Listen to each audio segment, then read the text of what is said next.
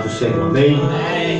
Glória seja dada ao nome de Jesus. Pode se assentar, estando à vontade para estar glorificando o nome do Senhor.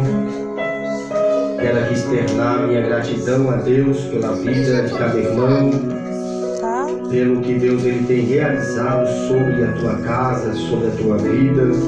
Quero também louvar a Deus pela vida dos visitantes, que estão nos honrando com a sua presença. Que Deus em Cristo Jesus ele vos abençoe, que o cordeiro seja a lâmpada da sua casa, da sua vida, do seu coração. Aleluia, Jesus. Aleluia. Tem uma palavra nesta noite, qual o Senhor Deus ele me confiou e me entregou esta responsabilidade para estar nesta noite transmitindo, que está localizada em 2 Coríntios capítulo de número 4. Glória a Deus. 2 Coríntios capítulo 4, versículo de número 16.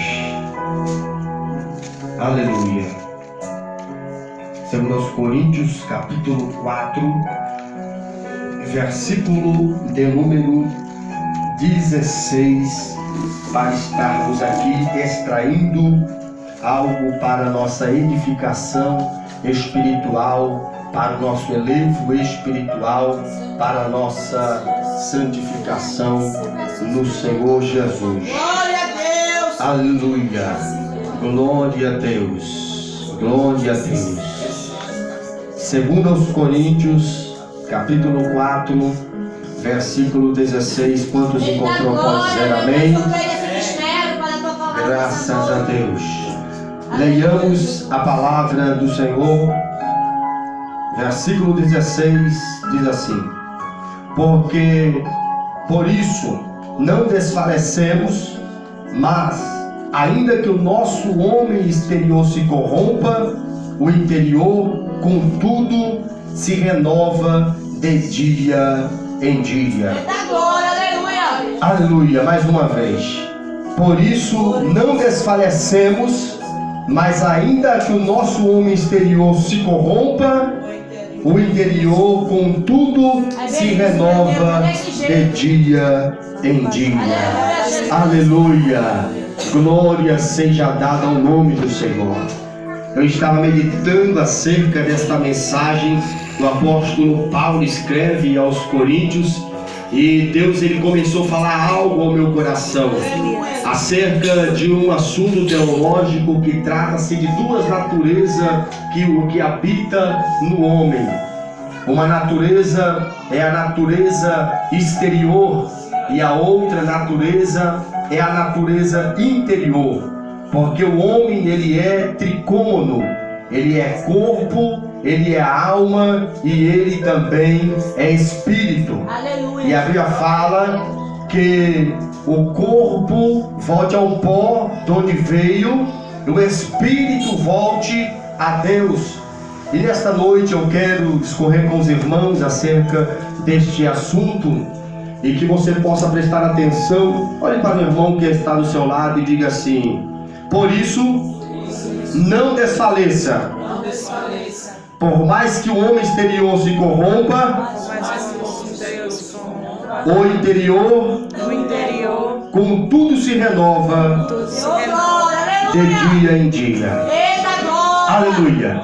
O apóstolo Paulo, irmãos, ele escreve esta carta, a segunda carta endereçada aos irmãos de Coríntios, da cidade de Corinto. Esta carta que o apóstolo Paulo escreve por volta do ano 55 a 57 a.C., depois de Cristo, na Macedônia. Paulo ele escreve uma carta autobiográfica, porque é uma epístola que trata-se muito da sua biografia, porque fala do seu trajeto, fala da sua história, fala de situações específicas da vida do apóstolo Paulo.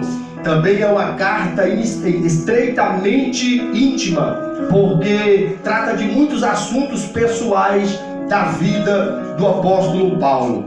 Paulo ele escreve esta carta para os irmãos de Corinto, e o que me chama a atenção é que um homem como Paulo ele vai falar de um assunto que abre um leque para nós nesta noite estarmos pensando, imaginando o que Paulo estava querendo dizer, quando ele disse que por isso não desfalecemos, mas ainda que o nosso homem exterior se corrompa, contudo o nosso homem interior se renova de dia em dia. Para entendermos por que o apóstolo Paulo está falando do homem exterior se corromper, quando Paulo está falando que o homem exterior se corrompe, é notório que nós vamos lembrar aqui que Paulo está falando da fragilidade que o homem possui na sua natureza humana, porque o homem ele vive em uma natureza decaída, porque o próprio apóstolo Paulo ele vai dizer no capítulo 8 de Romanos, capítulo 7 de Romanos,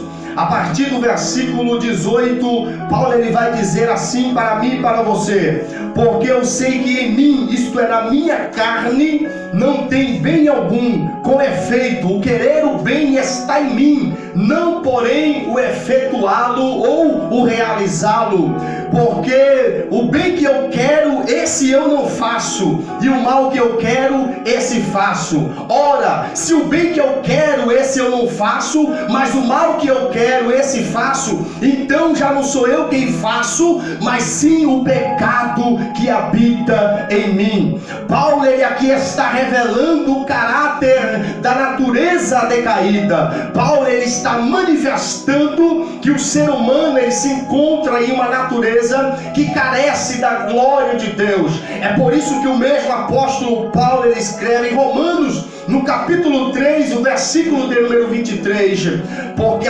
todos pecaram e destituídos estão da glória de Deus. Em outra tradução vai dizer, porque todos pecaram e estão carecendo da glória de Deus.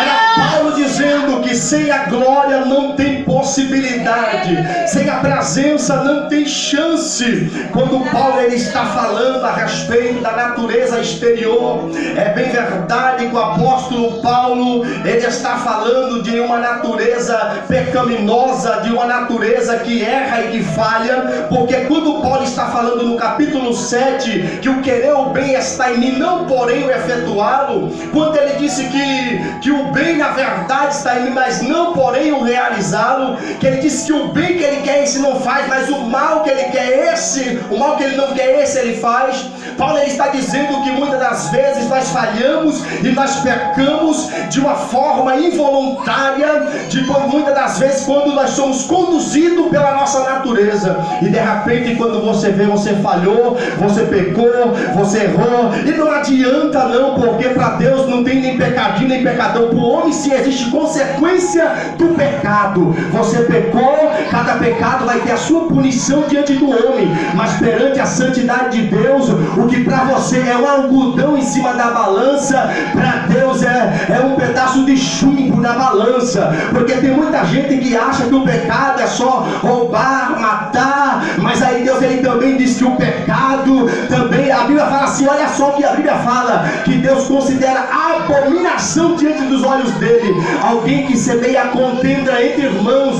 Há pessoas que às vezes olham para a vida de um, para a vida de outro, e fica talvez apontando, olha o que fulano faz, olha o que Beltrana faz, mas é um semeador de contenda. E a Bíblia fala que Deus se abomina de uma pessoa desta maneira. Sabe o que é abominação para Deus? A abominação para Deus é ânsia de vômito. Deus ele sente ânsia de vômito quando ele vê um semeador de contenda, aleluia. Mas quando ele vê um pacificador, alguém que semeia o amor, alguém que semeia a pacificação entre irmãos, alguém que joga água na fogueira, alguém que entrelaça irmãos novamente, alguém que trabalha em prol do reino, Deus se alegra. Quando eu vejo o apóstolo Paulo falando da natureza exterior, preste bem atenção aqui, o apóstolo Paulo ele está tratando e falando da nossa fragilidade, porque como ser humano não adianta querer ser o santão da cocada preta, não é porque a Bíblia fala assim que não seja santo demasiadamente, aí nem seja sábio demasiadamente. Sabe o que é uma pessoa santo demasiadamente?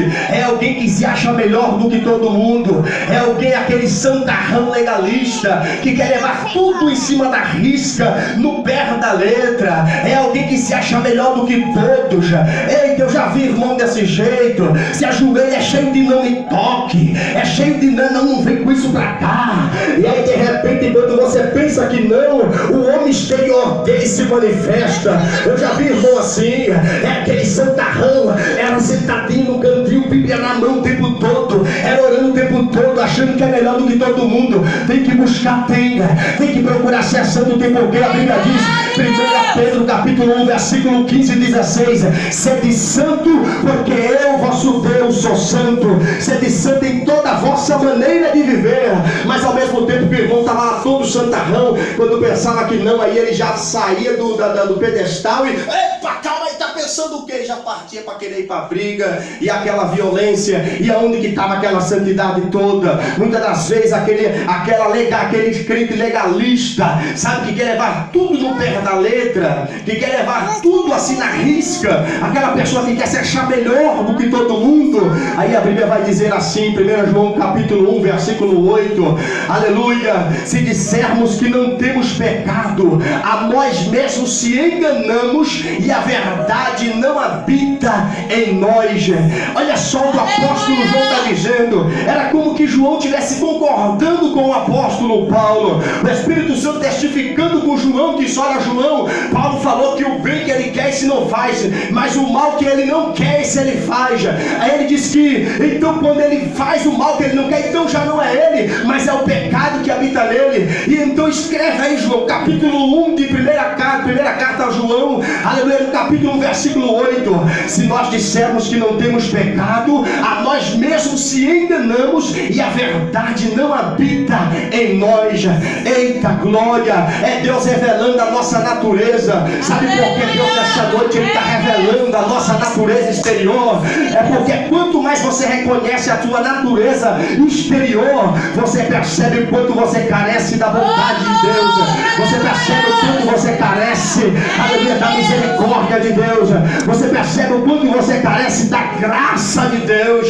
Quando nós olhamos Paulo dizendo acerca da natureza exterior, preste bem atenção aqui. Quando você olha para o começo da Bíblia, no capítulo 2 de Gênesis, a partir do versículo 16, ele vai dizer assim: e disse Deus, de toda árvore dos jardins comereis livremente, mas da árvore do conhecimento do bem e do mal, dela não comereis, porque no dia em que dela comerdes, certamente morrereis. E a Bíblia vai dizer que quando a serpente seduz Eva no capítulo 3, quando a serpente ela seduz Eva, ela disse assim, Deus disse que de toda árvore do jardim comerias livremente. Não foi isso que Deus disse? E aí Eva disse, não, Deus disse que poderíamos comer, mas da árvore do conhecimento do mal dela não comeremos. E a serpente, não é isso que Deus ele disse, porque Deus está escondendo o melhor de você. Deus está escondendo o melhor. Aí a serpente começou a seduzir Eva, enganar Eva. Aí a Bíblia vai dizer que Eva come do fruto proibido, que não é a maçã, igual muitos falam por aí, igual passa de filme. Não vai por filme, vá pela Bíblia. A Bíblia fala que era um fruto proibido. Tem alguns que pensam que é a relação sexual que foi feita antes do período, mas também não é. Porque quando Deus fez o homem e a mulher, no capítulo 1 de Gênesis, Ele falou, aleluia, no versículo 25, aleluia, Ele disse para eles, multiplicai-vos e sede fecundos sobre a terra. Já havia sido dada a ordem que eles poderiam se multiplicar sobre a terra. Então não foi a relação sexual, e também não era a maçã. E qual era este fruto? Era uma árvore que representava o livre-arbítrio do homem para com Deus. Era Deus dizendo, você tem direito de escolha, você quer me servir ou quer me desobedecer? Aí era Deus mostrando para nós que Adão e Eva comeu do fruto proibido. Eles comeram do fruto porque aquela árvore representava a árvore do livre-arbítrio. E agora quando eles comem do fruto proibido e eles desobedecem a Deus, a Bíblia vai dizer em Romanos capítulo 5 versículo de número 12, porque por um só homem entrou o pecado no mundo, e pelo pecado a morte, porque todos os homens pecaram. Olha só, mais uma vez o apóstolo Paulo fazendo menção à natureza pecaminosa, fazendo menção ao homem exterior, a mulher exterior, exterior, porque quando a Bíblia está falando de homem, a figura do homem representa homem e mulher, porque a Bíblia é escrita no substantivo masculino. Por isso, muitas das vezes, devido à cultura de Israel considerar muito o sexo masculino, aí agora usa a figura do homem para representar ambos os sexos. Aí ele vai dizer assim: porque por um só homem entrou o pecado no mundo, e pelo pecado a morte, e a morte passou a todos os homens, porque todos pecaram. Quando a Bíblia fala que a morte passou a todos os homens, ela está dizendo que o homem não nasceu para morrer. O homem, ele nasceu para viver eternamente, mas o homem comeu da árvore, por isso entrou a morte. E por que entrou a morte? Entrou a morte física. O homem passou a viver um período de tempo debaixo desse tempo chamado Cronos, que nós vivemos um período de tempo entre dias, meses e anos, décadas e séculos. Nós vivemos, aí nós vamos ver a Bíblia falando para mim e para você que o homem agora teve o seu tempo limitado sobre a terra. Até no capítulo 6 do capítulo de Gênesis, nós vamos ver no capítulo 2, quando Deus ele disse: no meu espírito não contenderá para sempre com o homem, porque este é mortal, e por isso agora os seus dias serão de 120 anos. Aleluia. O salmista, no salmo de número 90, aleluia, o versículo de número 10, se eu não me engano, ele vai dizer assim, aleluia, que o homem viverá, aleluia, até os 70 anos, havendo vigor até aos 80. O que passar disso é canseira e enfado da carne. A natureza agora do homem passa a ter um período de tempo sobre a terra. A natureza do homem exterior agora, ela tem um período de tempo que ela vive sobre a terra por conta do pecado. A natureza o pecado abalou a natureza, o pecado abalou a estrutura humana. Com o pecado veio as doenças, com o pecado veio todas as calamidades que nós vemos hoje. Com o pecado entrou os 7 pecados capitais, com a desobediência entrou a luxúria, entrou o ódio, entrou a ganância, entrou a cobiça, entrou a inveja, entrou a vingança, e todos os 7 pecados capitais entrou na terra. Quando o pecado entra na vida do homem, a primeira destruição que o pecado demonstra é que quando Caim vê Abel oferecendo fruto, oferecendo o seu sacrifício ao Senhor, a Bíblia vai dizer que Caim sente inveja. O primeiro pecado capital, agora ele se manifesta na vida de Caim. Por quê? Porque quando ele viu seu irmão adorando e Deus recebendo a sua adoração, ele disse: Deus não recebeu o meu sacrifício, recebeu do meu irmão. Ali nasce a inveja, ali nasce o ódio, e ali também vem a vingança.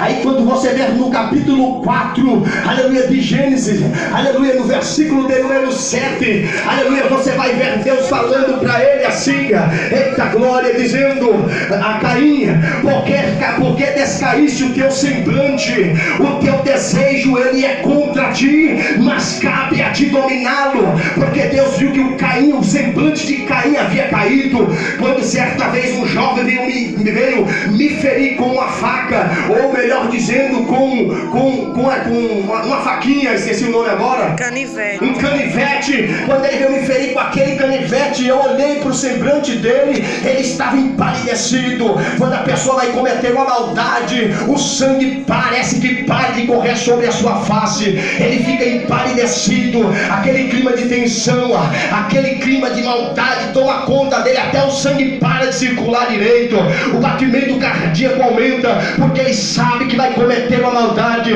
Aí por isso Deus falou para